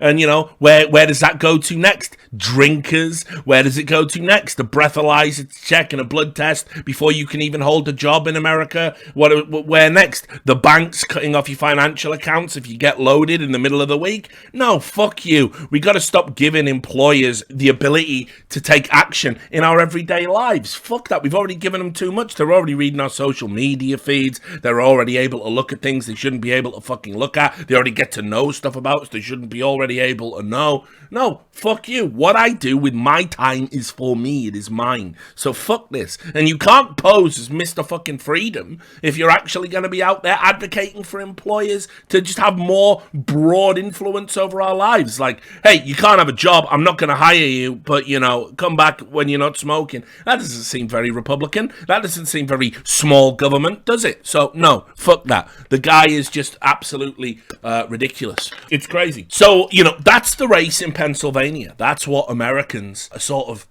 left with, and it's terrible. You know, you have a choice of a, you know, provable stroke victim suffering from clearly the after effects of it, who may or may not have a racist incident in his past relating to a firearms charge, or you have a TV charlatan who's peddled, you know, bullshit diet pills, wants to ban smokers from the workplace, and fuck knows what else. You go up to Georgia, you got Herschel Walker, evolutionary scientist extraordinaire, you know, claiming he's a front runner as of today. American politics is fucked, and this is just at the lower level. This This is like this is midterms. This is seats for the House, for the Senate. This is not even a presidential race, which again, we've seen the presidential candidates. I don't know where we're going to end up there. I could see some sort of startlingly awful showdown where you're going to end up with, like, I don't know, God help us, a Kamala Harris Newsom ticket with a fucking Trump DeSantis ticket. You know, these things are all possible at this moment in time. It's absolutely terrifying how bad the American political landscape is. And I fucking hope that this is just giving you a little bit of insight into what our friends across the Atlantic are sort of having to deal with. By the way, I want to just add, I know a lot of American people that follow my content. Remember, like, something like 28% of my audience is American. A lot of them seem to think this is like I'm bashing them. I'm not bashing them. You guys deserve better. I said it in Trump and Hillary. I'll say it now in 2022. You deserve better in the Bush years. You don't get the politicians the American people deserve, but equally, you gotta fucking do something about it, guys. You can't just keep, I said it yesterday, I'll say it again. You can't keep voting for the lesser of two evils. You can't keep these mantras of vote blue no matter who running through your brain, or you end up with this dystopia you're living through right now. You can fix it. You have a constitution to protect you from doing it. Theoretically, you should be doing better than what we're doing in all these European countries, but you ain't. Why is that? Ask yourself why that is. And so, you know, listen, one thing I'm going to be doing a lot of focusing on, because back a while ago, I got introduced to the press liaison for Andrew Yang's campaign, and he is now trying to create a third party in America. And I'm very intrigued about this. I want to see if it can finally work. I remember distinctly, you know, Ross Perot having a good run as a third, you know, party candidate. And obviously then that got shut down by more rat fuckery in Washington politics. And listen, I liked Andrew Yang as a candidate. I liked it. I was Yang Gang, you know, universal basic income. He needed a bit more than that in his policies for me. This was an article over in The Hill, an opinion piece, basically talking about Americans and how they feel about third-party politics. This is obviously a centrist party. That's what Andrew Yang is happily labeling it at. Remember, of course, all the lefties that loved Yang and all the socialists and tankies on Twitch that love the idea of a universal basic income say centrism is bad, so they'll obviously have to call this guy a neo-Nazi now. Watch out for that. That probably will happen. But anyway, he's created something called the Forward Party. It's got a former Republican in there as well, Christine Todd Whitman, and obviously Andrew Yang himself. And so basically now people are like, can we get a third party going? Do people want it? And turns out Americans, for some reason, don't really like it. They said here, this is the YouGov polls. The YouGov poll found that interest in a third party is more popular among those who are focused on social rather than economic issues. The bottom line, the third party, like the Forward Party, which is the name of the Andrew Yang Party, with a focus on the moderate middle, could potentially bleed voters away from the Democrats more than it could from Republican candidates. And therefore, as you're about to see, it will be Democrat forces that crush Andrew Yang's Forward Party. Much like, by the way, if you remember when they turned his mic off during the debates, remember that? We covered that, didn't we? And you remember how they even put a face of a different American Asian man, didn't even show Andrew Yang's face, something that would have been called racist if it happened on Fox News, but you know, it happened on I think it was ABC or NBC, so it's totally okay. Andrew Yang got completely fucked, like you ever notice how it's always the fucking non-mainstream figures that get fucked? It's always Bernie, it's always Yang, you know, the DNC operatives, the DNC hardcore, the Clintonites, they're always fine. They always get plenty of airtime to express themselves. They're not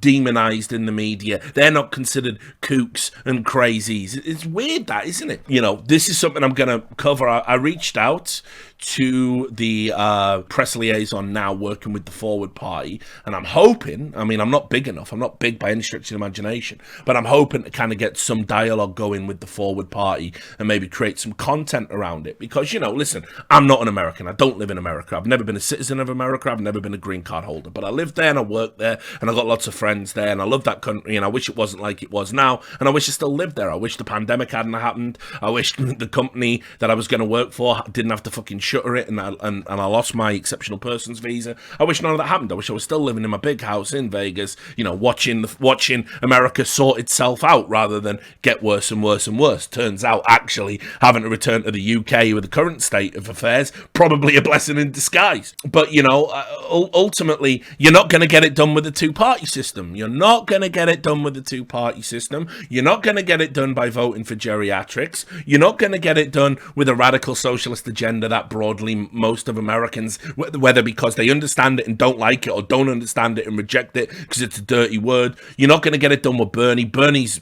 a fucking mummy now. He's too old anyway. There needs to be another energetic person like him to sort of take over that movement. There's already essentially 4 parties in the American landscape anyway, which is what's contributing to making it a mess. AOC, she represents a type of socialist, Democrat socialist that doesn't have the fucking reins of power in the Democrat Party. They need to fracture away and create their own party. The DNC, who are just Republicans but were blue ties essentially, bar 1 or 2 little differences. They need to come out from the shadows and say, this is what the DNC is, one of the most corrupt political parties on planet Earth. The Republicans need to decide, are you a Trumpist? Are you a populist? Are you one of these crazy people, you know, like Matt Gaetz and Lauren Bobbitt and fucking good old Marjorie? And do you want to make your own, like, I don't know, call it the fucking Psycho Party? And you go do that, and maybe, and then good God-fearing Christian right-wing Republicans can have the party back. The political landscape in America will be greatly improved by not having it in 2 parties, because 2 parties doesn't represent the broad spectrum of beliefs of the people in America, and unfortunately it encourages this voting of lesser 2 evils and terrible political races like we've just gone through and seen here. So look, at the end of the day, the bottom line is American politics is a mess. It's bad for the American people. We can sit on this side of the water and we can all laugh about it, but obviously, as we're increasingly seeing, the echoes of American foreign policy do reach out and resonate all over the earth. You know, large part of the reason we've got current situations percolating away in Europe and beyond is because of Democrats winning an election and certain policy decisions that they're making and certain relationships they have with other foreign powers. You're not free, you're not safe, and so everybody should want American political reform. Everybody should want American politics to sort itself out.